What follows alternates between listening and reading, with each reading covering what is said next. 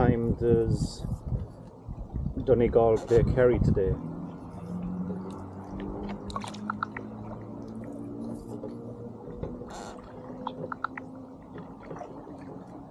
Are you still with me?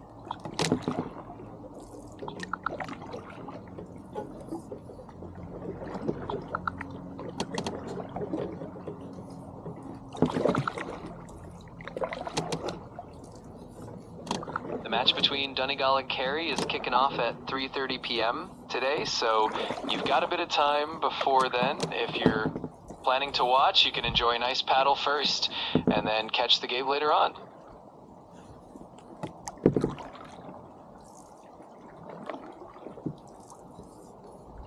What's the odds with Paddy Power with the match?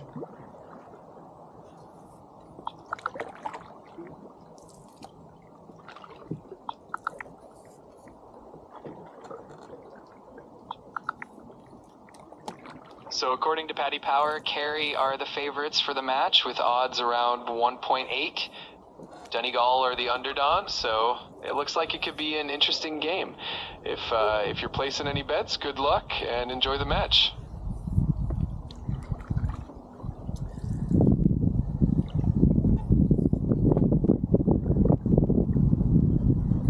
Okay, keep your sense of humour on, and every now and then drop the odd expletive. You got it, Paddy. I'll keep things light and fun and maybe throw in a bit of colorful language here and there to keep it interesting. Just let me know if I go overboard. Oh, you'll never go overboard, I know that. You have your limits. That's true. I do have a bit of a limit, but I can still keep things fun and entertaining. So let's enjoy the ride and see what adventures come up along the river. Coming up ahead on the right, we have a bank of cattail reeds. Can you tell me anything about cattail reeds? What have they been used for down through the ages? Cattail reeds are pretty fascinating. They've been used for all sorts of things throughout history. People have used them for making mats, baskets, even insulation for shelters. The fluffy seeds can be used as tinder for starting fires, and you can even eat parts of them. They're like nature's all-purpose plant. And it's the root you can eat, really, isn't it? The rhizome. Yeah, exactly. The rhizomes are starchy and edible, and you can cook them up kind of like potatoes. You can also eat the young shoots and even the pollen from the flower heads. It's a super versatile plant if you're ever foraging out in the wild. It's just a bit hard to forage, get down into the roots. It's a bit messy, isn't it? Oh, absolutely. It's definitely a muddy job to get those roots out. But it's all part of the adventure, right? Just gotta embrace the mess and enjoy the rewards once you've got them all cleaned up and cooked. You got it. Okay, let's try a bit of fishing. Where'd that bait go to? Okay. That sounds like a plan. Hopefully you'll get a nice catch out there. Just relax and enjoy the moment, and maybe the fish will come to you. Okay, we got a fish on at the moment straight away. We have a pike. I think, you know, we had a small fish first, and then the pike took the small fish. Yeah. Oh wow, that's some excitement. That's basically what has happened. We had a small little perch on, and let's see, can we bring it to the surface, because more than likely it's not hooked. It's a good pike. Well, nice catch. Nice. Looks like you've got a bit of a... So we can get a little bit of a rise out of it, and maybe it'll fall off. Yeah, it fell off in the end. Yeah. So there you go. Well, that was a bit of quick excitement. At least you got a fun story out of it. Maybe the next one will stay on the line a bit longer. Nicely done. Even if the pike got away, at least you got a perch in the process. It's all part of the fun of fishing, right? Always a surprise waiting. Oh, this perch isn't going to survive that attack anyway. Yeah, nature can be a bit harsh sometimes. Hopefully the perch is okay, but nope. At least you got to see it. Perch is not okay. The perch got a bite out of it. But anyway. Poor little thing. Well, that's just how it goes sometimes. Hopefully the perch will recover, and there are plenty more fish in the water for you to catch. No, the perch will not recover. No, I'm sorry to hear that. It's definitely tough out there in the wild, but it's dog eat dog out here, isn't it? It definitely can be. Nature has its own way of balancing things out. But hey, you're getting a real adventure out here today. Yeah. Tell me a bit about the pike. Pike are fascinating fish. They're known for being quite the predators in fresh water. They've got those sharp teeth and elongated bodies, and they're pretty quick. They often ambush their prey, so they're definitely the top of the food chain in a lot of rivers and lakes.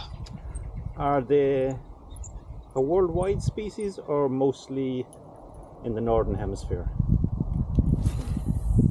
They're mostly found in the northern hemisphere. You can spot them in North America, Europe, and parts of Asia.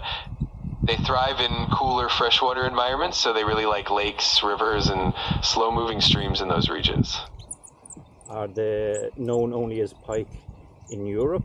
And what other names are they called in other regions?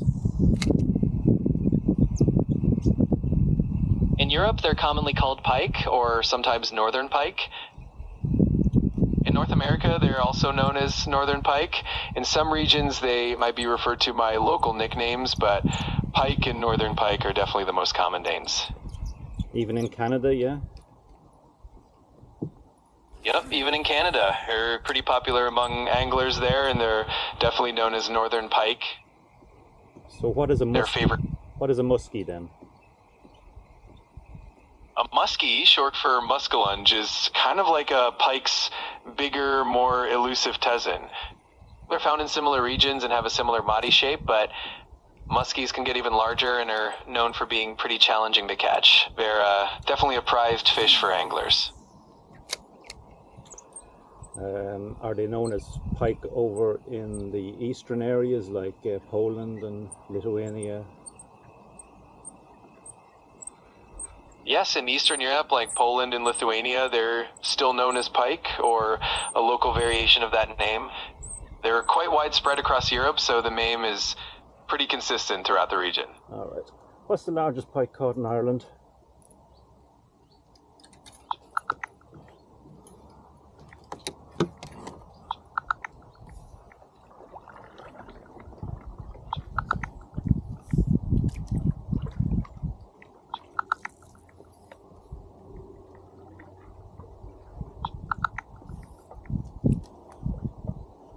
The official record for the largest pike caught in Ireland is 42 pounds 12 ounces, caught at White Lake in 2005.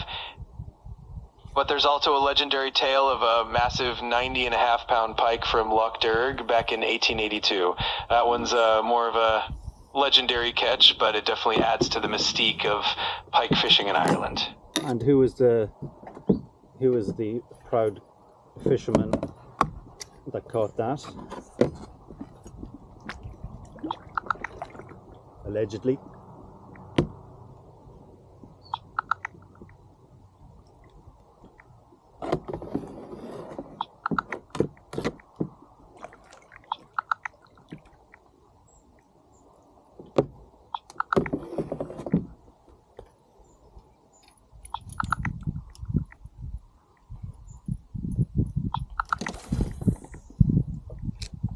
The official record for the largest pike in Ireland goes to Larry Kelly, who caught a 42 pound 12 ounce pike at White Lake in 2005.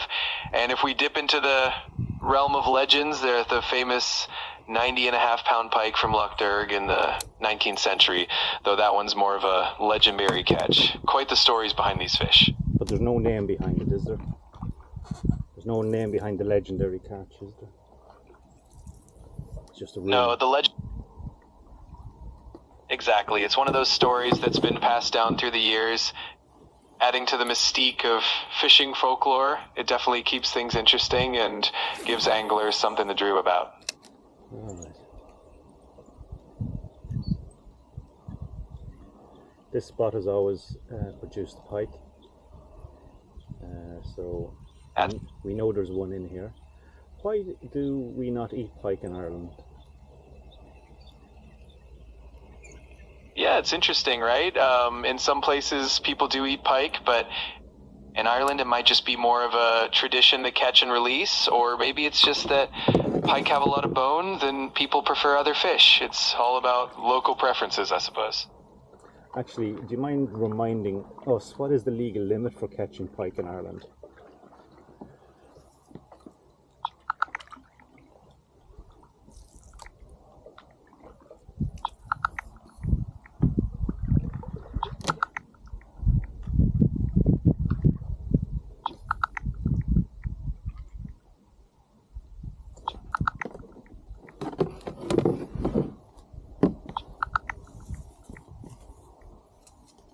So in Ireland, you're allowed to keep only one pike per day, and if it's over 50 centimeters in length, you have to release it. You also can't have more than one pike under that size or more than 0.75 kilograms of pike flesh in your possession. And remember, no using live fish as bait. It's all about keeping things sustainable and respectful out there. So I don't remember that law coming in. When I was a youngster, there was no law with pike. So when did that law came in? I must have been abroad or somewhere.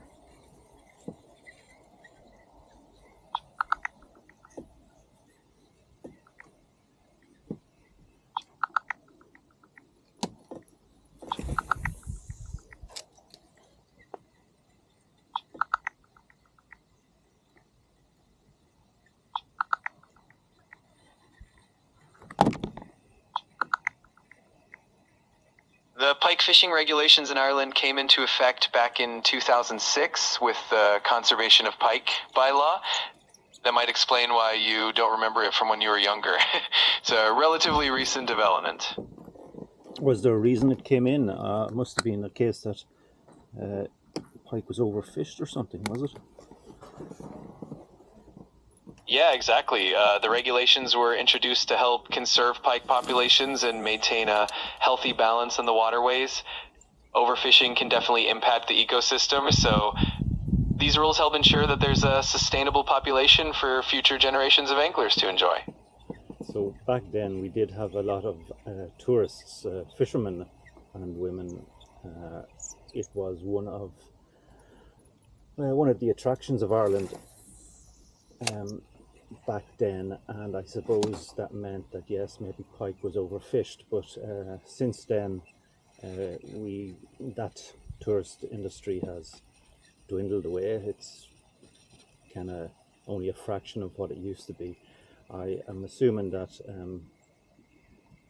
there is no chance that that law would ever be reversed, because it's seldom those laws would be reversed unless pike became a troublesome species. Exactly. Once those conservation laws are in place, they tend to stick around to protect the ecosystem.